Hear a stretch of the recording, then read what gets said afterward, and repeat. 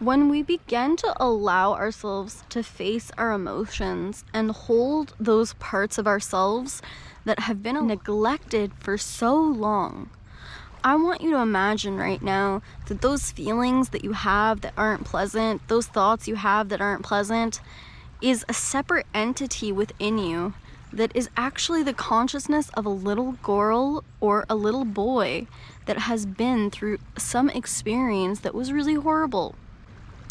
Now, imagine if you yourself were a parent and you had a child.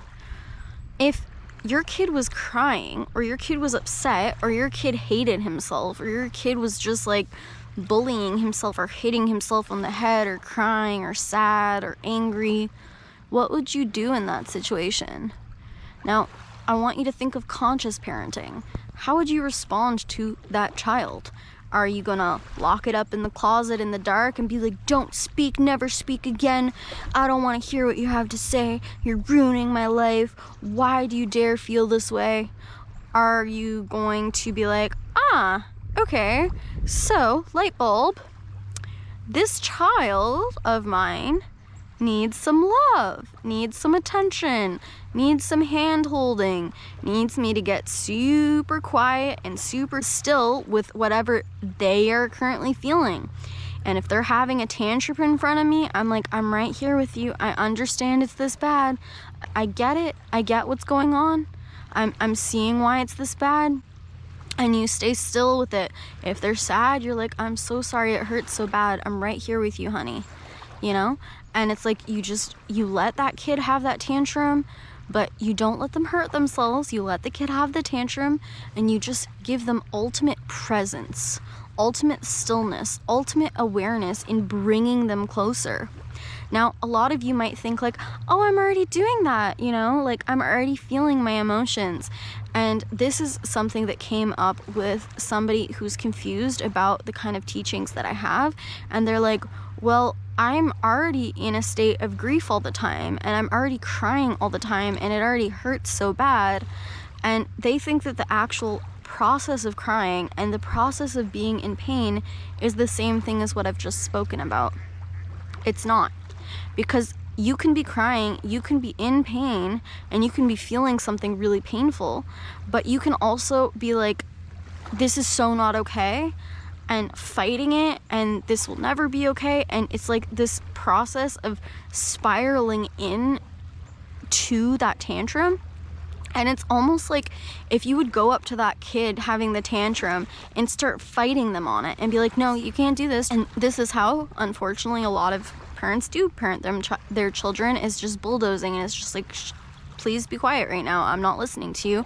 You shouldn't be feeling this way, you know? And it's like, that's what we're doing a lot of the time when we are crying, or when we are in suffering, or we are in pain.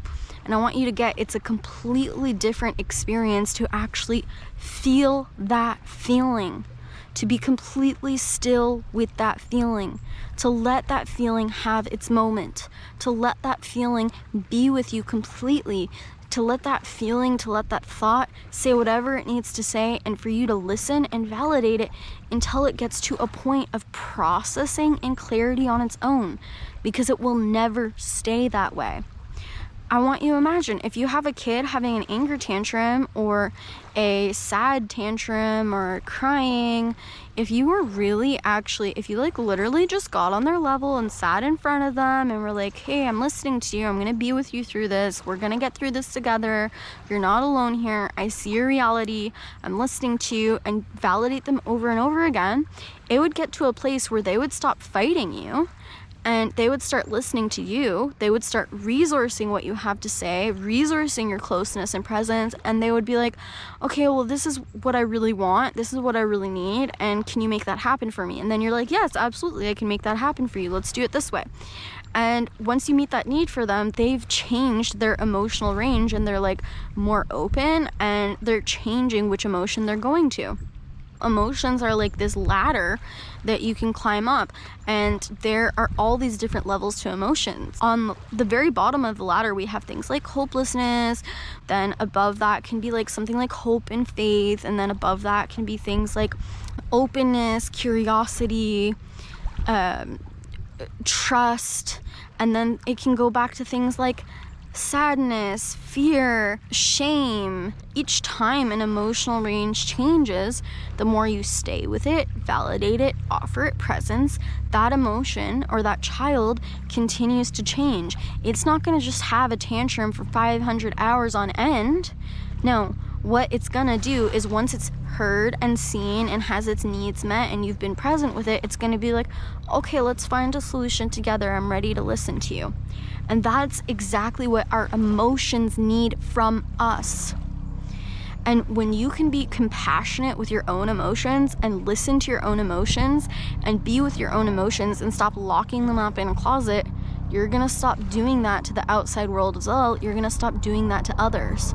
The most profound way to find a deep healing and love for everyone in this world, no matter how far they need to come or how far on their journey they're off course, we can find understanding and love and change our actions. This doesn't mean we don't get to have boundaries, but we start having such a profound compassion to other people's trauma, other people's tantrums, that we start reacting to them differently and changing how we respond to them, and we start showing them different versions of that same compassion we show ourselves to the outside world. How we respond to them changes to a level of compassion, but we need to start by giving ourselves that compassion.